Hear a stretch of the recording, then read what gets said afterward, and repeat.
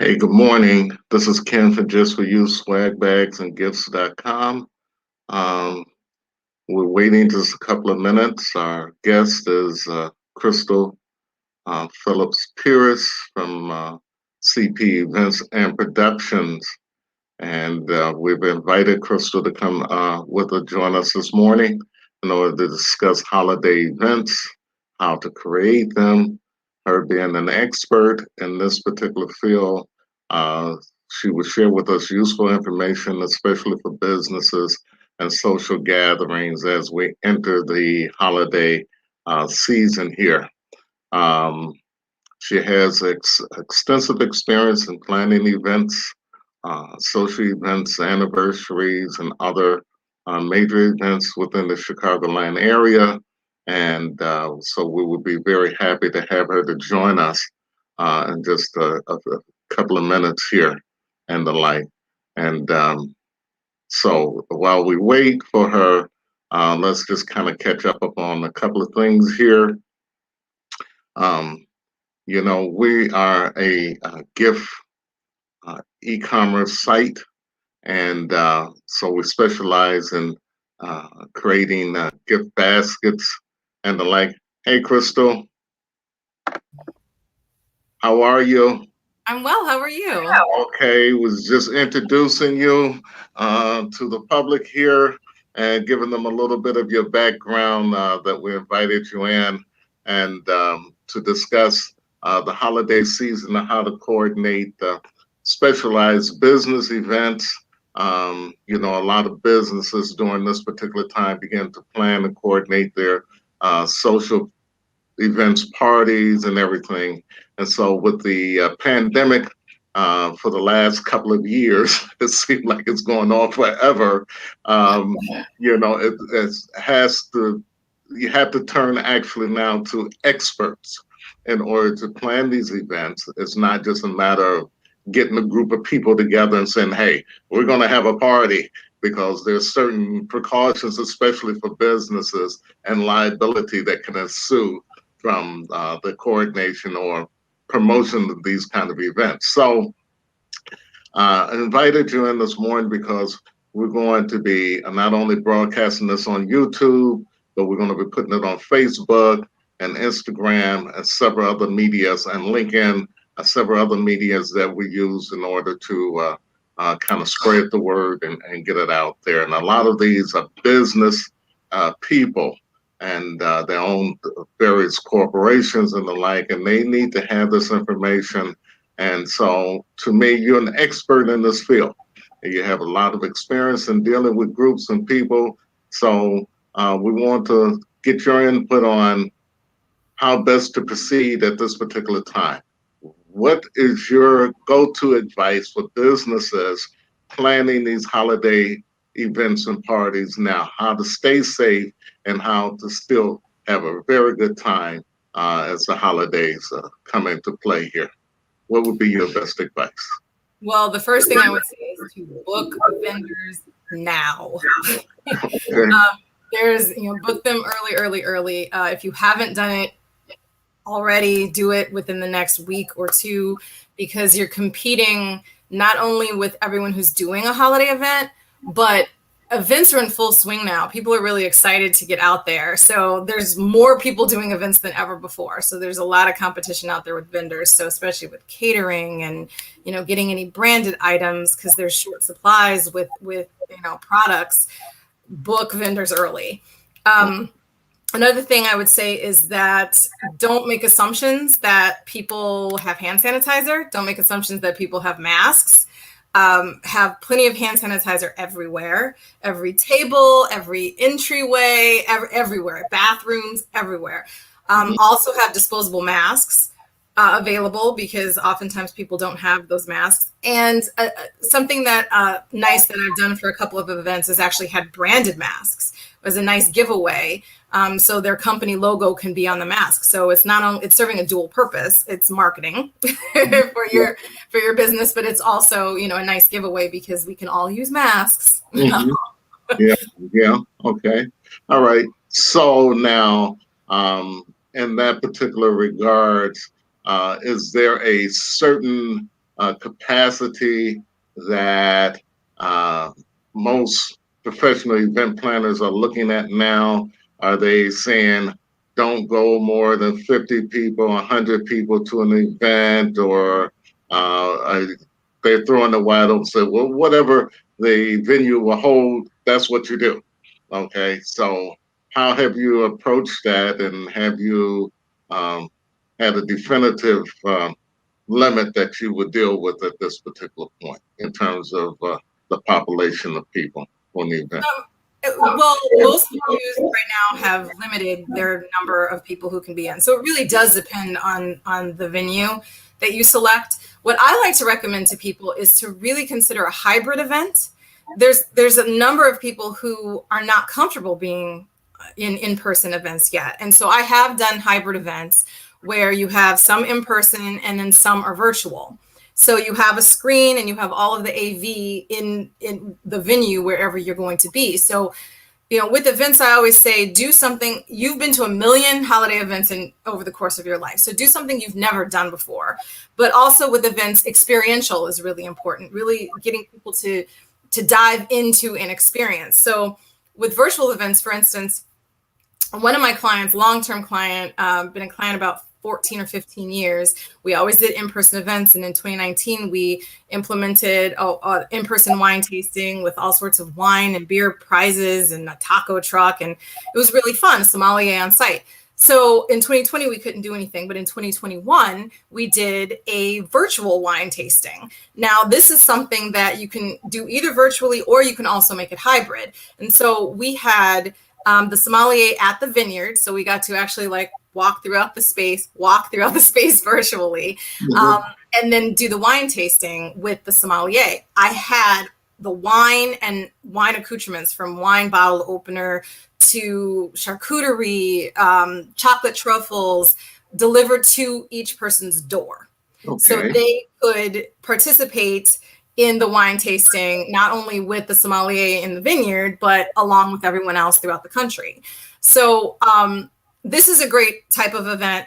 I'm doing a whiskey tasting next. It's like people like bacon and beer and whiskey and, whatever, mixology classes, fun things like that, that you can do in person, you can do fully virtually, or you can do hybrid. So that would be fun, because then it limits the number of people who are in the space. If you are like many people that I know who want to participate in parties but don't want to be there personally, they have the option to come in virtually through a Zoom link. And the reality is that now that we know that we can implement a virtual component to every event, it's not going away. So there will be lots of virtual events. There will be hybrid events. And, because hybrid also opens you up globally.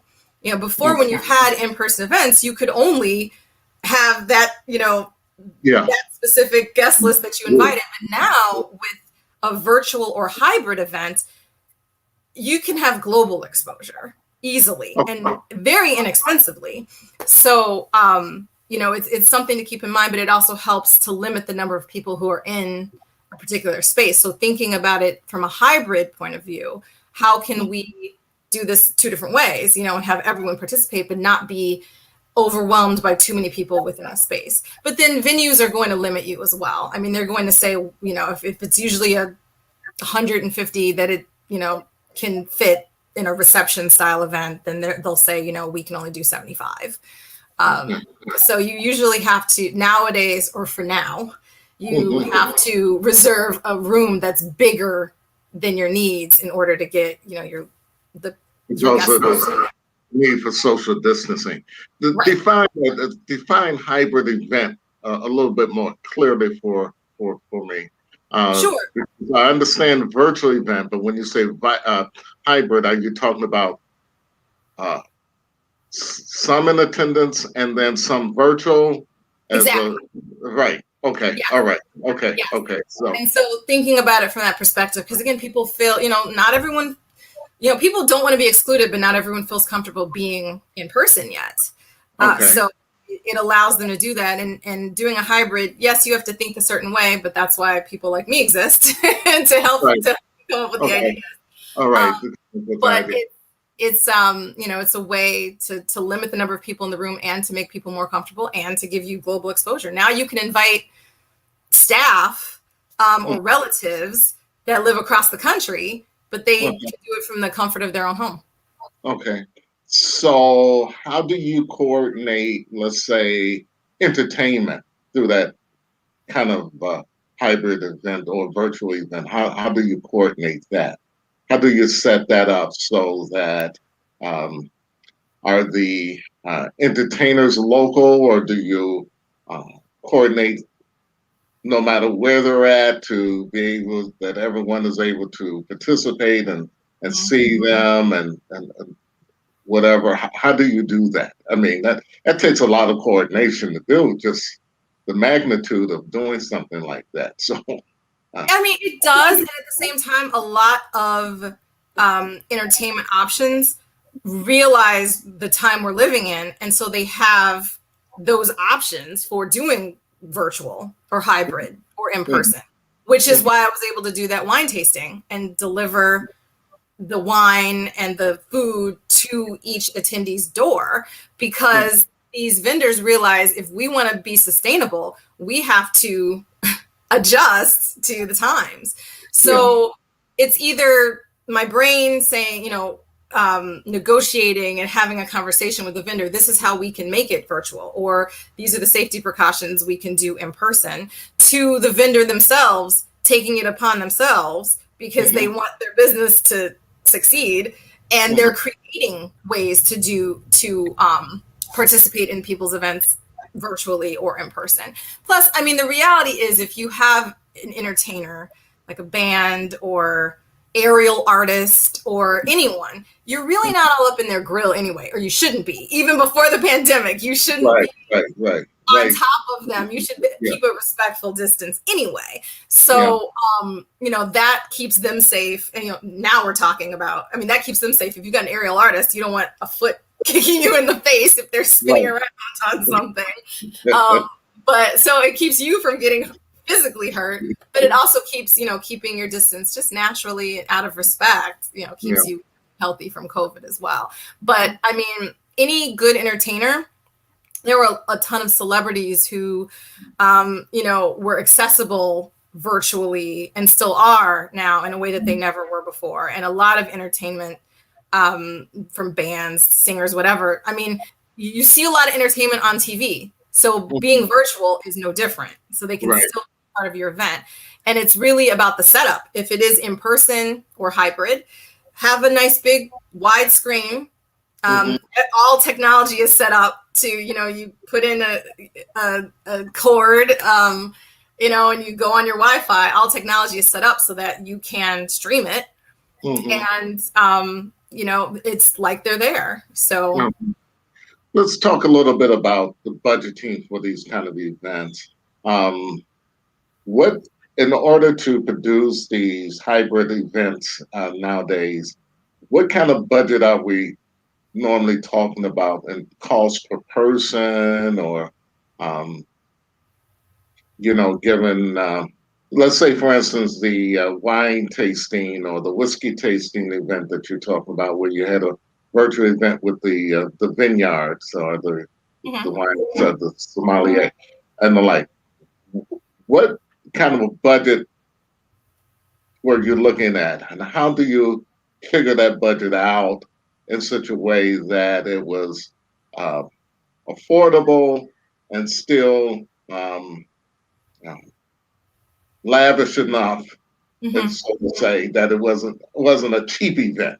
It was right. So how do you calculate that, given that you have all these people from around the globe, let's say, and they have various tastes too. So some wines may cost more than others, and the like. What the white wine is more than red wine, or red wine is more than cheeses and crackers and all that kind of stuff.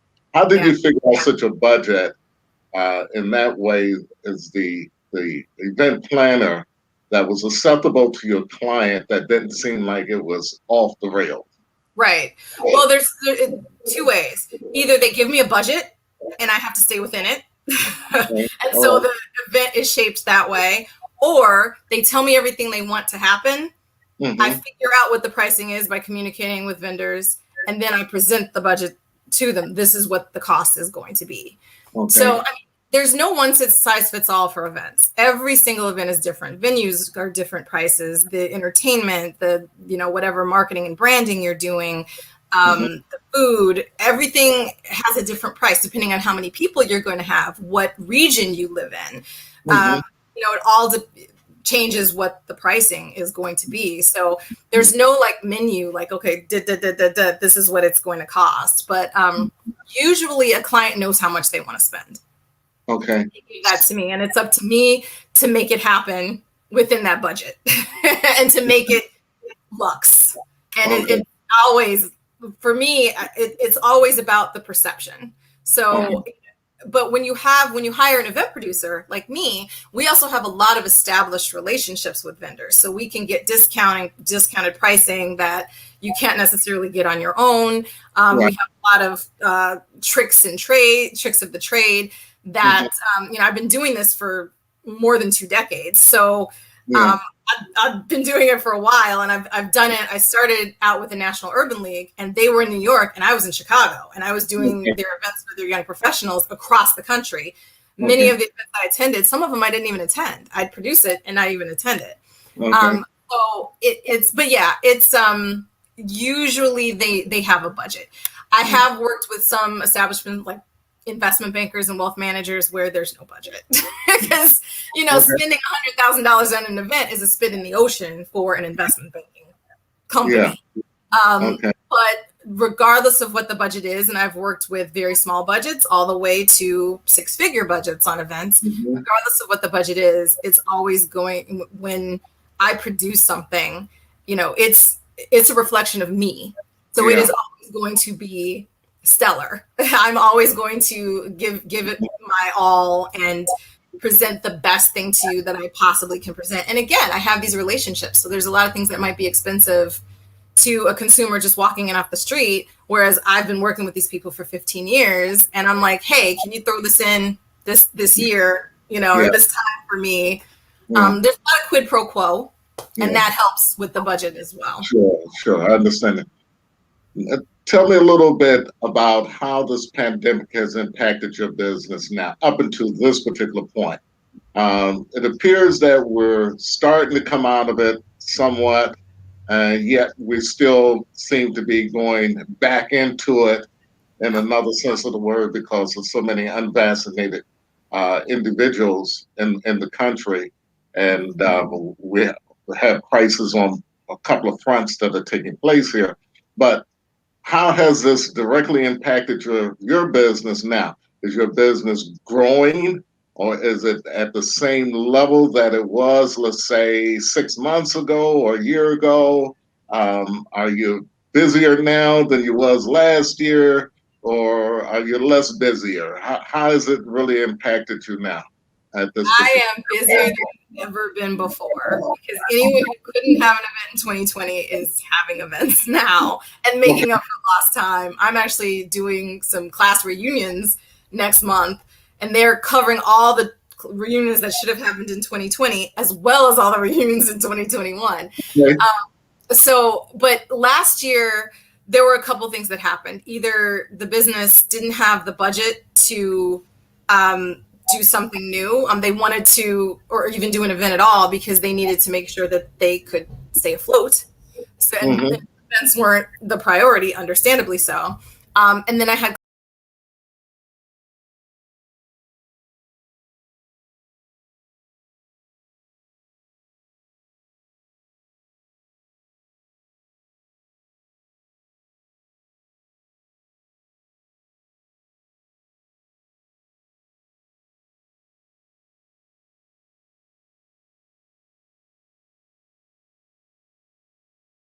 Other people in other cities or regions that assist and help you in this?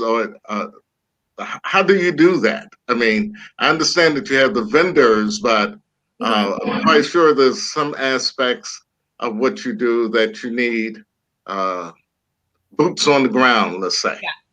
Okay, so where do you get those people from? How do you do that?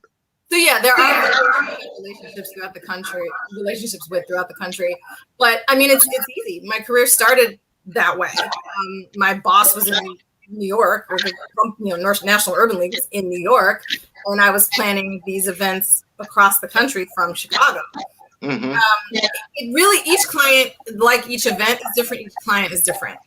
Sometimes a client doesn't need. I'm doing everything. They don't have the staff that either exists, or they don't have the staff available to help me because their staff is doing other things. And then sometimes I work with a staff. Like one of my clients, we did a virtual gala earlier this year that raised $150,000. They have a marketing team. So I work with their marketing team, and I give them the information that they need to do social posts and ads and invitations, etc. But then on the flip side, I have one client where I'm literally doing all the graphic design for social posts and physically posting for them. So it really depends on, again, each event is complete. There are no two events are the same. Even if you're doing the same event annually, it's different every year. But I just adjust based on what the need is and what they can and can't supply me with. And I'll usually it's if it's another city, maybe I'll go and do a walkthrough in person in that city. Or maybe they'll give me a virtual tour. And, between when you get layouts and they have all the room dimensions and, there's things that I know in my head, like a round of 68, a round of 72, 10, things like that. I can visualize these in my head, or I can create my own floor plan, or they'll create a floor plan in the venue.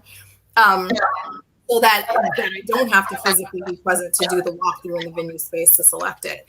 So oftentimes I'm only there, for on-site at the event. Everything else has been planned from my office here.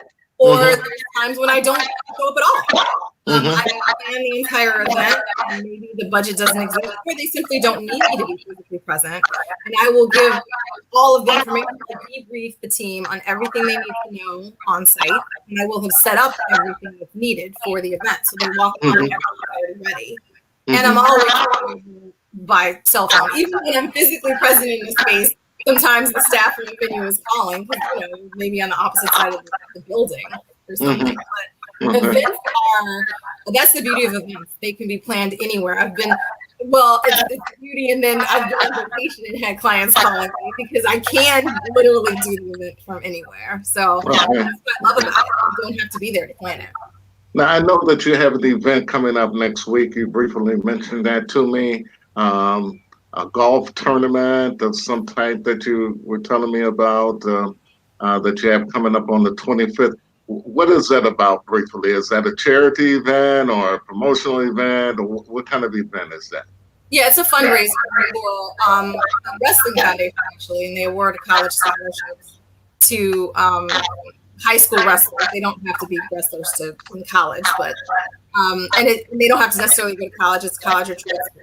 And so this is the 10th year of the event. This is the 3rd year that I've done the event. And it's a great golf outing. We lift up the scholarship recipients, and the scholarship recipient gets to meet all the donors and everything. And they play golf. Usually, this is my 3rd golf event that I've done this year. Usually with golf events, there's a program indoors after play has concluded.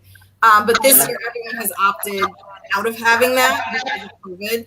So they either do their program at the beginning, or they, send out information that you would have received in the program. So the golf is all adapted to COVID. I think next year they're all ready to re-implement those programs back. And by programs, I mean, where there's a microphone and a speaker, and maybe an inspirational speaker, and maybe there's a live silent auction involved in the scholarship recipient, and there's a meal, and everyone eats it.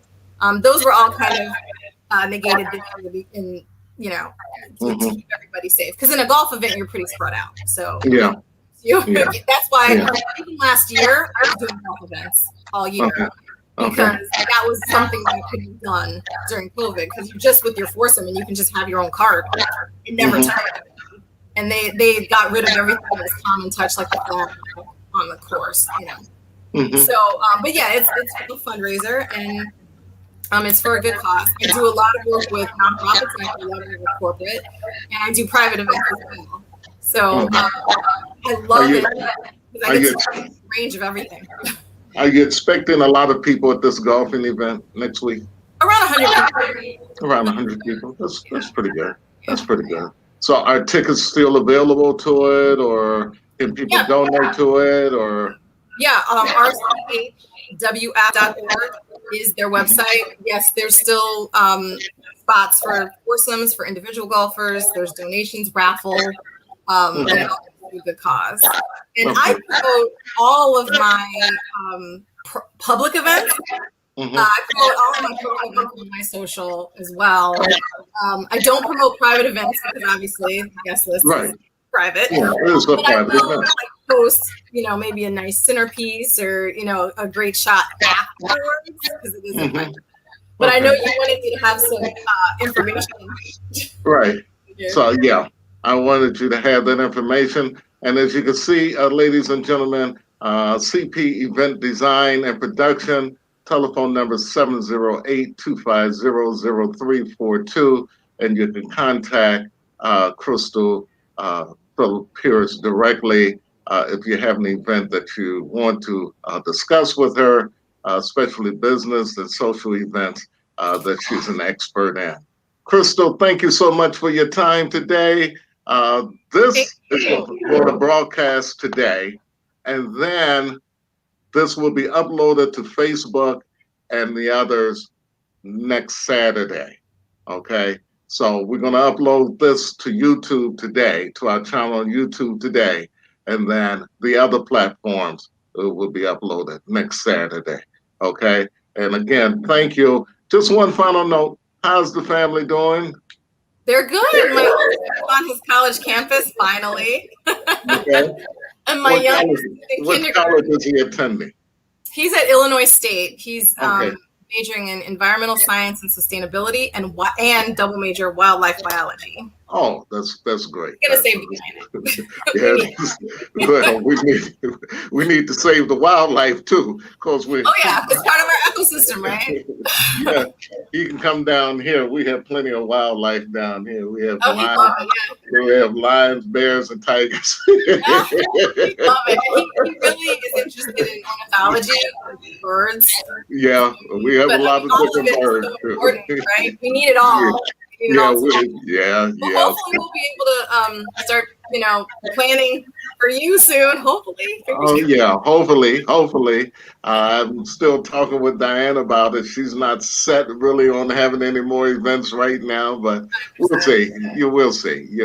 I guess coming out of 2020 was a major disappointment for Oh, yeah. her too. So and the like, and not being able to have that venue and to work through that. But we still, we still have some ways to go. So Well, I'm glad you guys are it's healthy not over. and It's happy. not over yet. Yeah, it is. So when are you guys going to visit down here? Did you ever You know come what? down here? Yeah, because I have so many relatives there as well, and they're always talking about when are you coming down. I mean, obviously we're just starting to. We haven't dipped our foot into the traveling yet. Oh, okay. Okay. But I Okay. do N95 masks to be prepared. Yeah. But yeah, hopefully, because we have quite a number of loved ones, including you and Diana, to Yeah. visit. Yeah. Well, we're planning on coming up to Chicago in probably about a week or so. Okay. We're going to be driving up there. We're not taking airplanes. See, that's what I'm saying. That's what I'm saying. Yeah, we know we're not taking, but we're not taking it for the reason of the social um, instability on Okay. airplanes. Mm-hmm. Too much social instability on airplanes right now. We don't want to get caught up in that.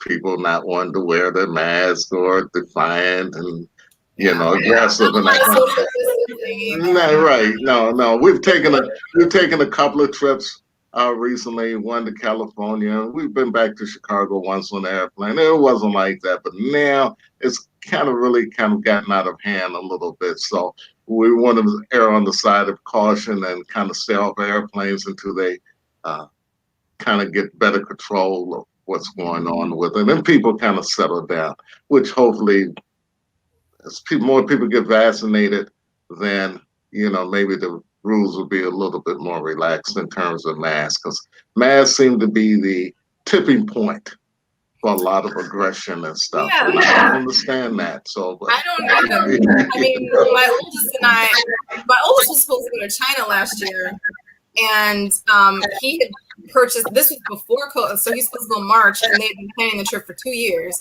And he had purchased masks because that's what they wore in China. If you had a cold or didn't want to catch a cold, you wore a mask. And so he had already purchased really cool masks and everything. And he and I had a conversation. We're both like, we both actually think we're just going to wear masks forever. Yeah. I mean, obviously, if we're eating or drinking, but I don't have a problem with it. There's so many cute masks. You can match your outfits. Sure. I the fact that I didn't have a cold, or I haven't had a cold, since maybe early 2020, speaks volumes. It tells you something about wearing masks. It speaks volumes. So I'm fine with it. I realize that it's harder for some people, and not really realistic for them to wear them forever. But I'm totally cool with wearing them forever. My 5-year-old, he puts his mask on as he gets dressed. He's in the house. So used to it doesn't even bother him. And he'll wear it. I pick him up from school and he's in the car and he's still wearing it. It's so much a part of, because he's only been to school with masks. It's so much just a part of his day. Doesn't even faze him. And some they talk about children a lot down here not wanting the children to wear masks in school, but what I've seen, I see kids who really like to wear masks. They get into a whole nother persona. I know my grandson, he likes to play superheroes all the time. So I don't see the real problem with it. It's just a mask, and you design a little uniform or give them a little cape or something like that, and boom, they're off. I don't think it's the kids that have the problem. It's the adults, because I haven't come across a single child who has complained about it at all. Plus, it's also another form of self-expression. Sure it is. My youngest son likes to pick out. Well, he wears a uniform, but on the weekends and after school, he likes to pick out his clothes, and he likes to pick out his. He was going through his. I mean, he's got like 50 masks. He likes to pick out his mask and coordinate it, and so it's also a form of self-expression. But it's not the kids that are complaining about it. It's the adults. It's the adults, and it could be it could really be kind of healthy to wear a mask at this particular point, given so many toxins and things that are in the atmosphere and in closed spaces and the like. It can really be that. I still wear my mask in church, in fact. And most of everyone in church is fully vaccinated because there's a lot of older adults in church and the like. But I still wear my mask in church and the like. And it's a little difficult at times because sitting there for an hour or more wearing a mask and, that kind of thing is kind of difficult. But you do what you have to do in order to survive. So, And I also found I had to try a lot of masks before I found masks that were comfortable. So it wasn't just, and unfortunately for me, the mask I felt comfortable with a more expensive mask, but I just wash them a lot because just because it was a mask didn't mean that was also part of it. I realized I could wear a mask because for my events, I wear them the whole time. I'm around all these people. And so I could be wearing masks upwards of 8 to 12 hours. So I had to have a mask that was comfortable for me and fitted well and the fabric worked for me. And so it took a lot of trial and error and a lot of spending money on masks that I didn't like, constantly flipped. And then I found too. So that made a difference to me as well, because there's some masks I'm just like, I can barely keep this on for 5 minutes, but if it's the right mask and it's comfortable for me, I can keep it on all day. Yeah. Well, Crystal, I want to do something because you're always gracious to me and the like. And whenever I ask you for something, I want to send you this beautiful little watch. okay, that we have. I Oh, don't know if you can see it or not. I want to send this to you good as a gift. boy. Okay, can Oh, you that's a see really good it? color. I Okay. love Oh, gold. I would like to send this to you as a gift for being on the show with us today and the like. And I'm gonna ship it out to you probably by tomorrow, and you'll get it in within a few days of the like with a little note from us thanking you so much for participating with us. Okay, and then like, okay, we love you, Crystal. Thank you I love so much. you. Okay, and we'll see you again soon. Bye. Yes, see you soon. Bye bye. Bye bye. Okay, ladies and gentlemen, we're back now. That was Crystal Phillips, and we held our session with her on Black Business Today and holiday celebrations. She gave us a lot of useful information on what is taking place now in planning holiday celebrations for businesses and social events. Basically, she talked about hybrid events and virtual events that are taking place across the country now, where people are not gathering so much in groups as they used to have parties and the like. Now they're holding virtual or what they call hybrid events. And these hybrid events are basically where party favors and the like are delivered directly to participants at their home and through the media, Zoom or StreamYard or any other particular media, people are able to participate in these social and holiday celebrations and events. And this, of course, as a result of the pandemic, um, her other advice is that if you're going to hold a event where there's a gathering of people, to make sure that there's plenty of hand sanitizers at every table, that there's masks for people, and for businesses, her keen tip is you may want to have your logo put on the mask or other marketing um, kinds of markings so that people can remember your business as a promotional to also to your business. So don't just use it as a social or a holiday celebration event. Also market your business. Put it out there, who you are, what you do, who you cater to, who is your target audience, and the like, and still have a good time. So that is her advice to us today on that. You can reach Crystal. We have her website and the link that's already posted to this particular event. And if you need to contact her directly, her telephone number is listed as well. Or you can give us a call at 470 213 4566. This is Ken from Just For You, swagbagsandgifts.com. I want to also take a few minutes to take a look at some of the products that we still have available. These beautiful men watches that are available now on our website. They're good gifts and also the good giveaways for holidays, parties, and social events. Men's wallets, leather wallets. We have leather wallets that are available. These are great gifts as well to be given out.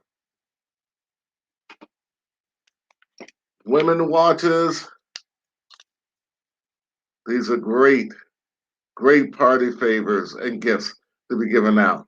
Souvenirs for your holiday celebrations and the like. You can find all of this on our website at Just For You, swagbagsandgifts.com. We can ship those to you. We can also emboss and imprint your mask. If you have masks that you want to have your logo printed on, we can do that for you as well. Contact us at Just For You, swagbagsandgifts.com. We do have the gifts that you need and that you desire. One of our favorites right now, of course, is this crossbody handbag. that's on sale right now. Okay, at Just For You swagbagsandgifts.com. Again, this is Ken from Just For You swagbagsandgifts.com.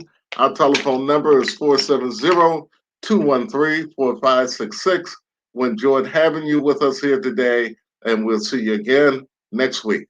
Have a great week.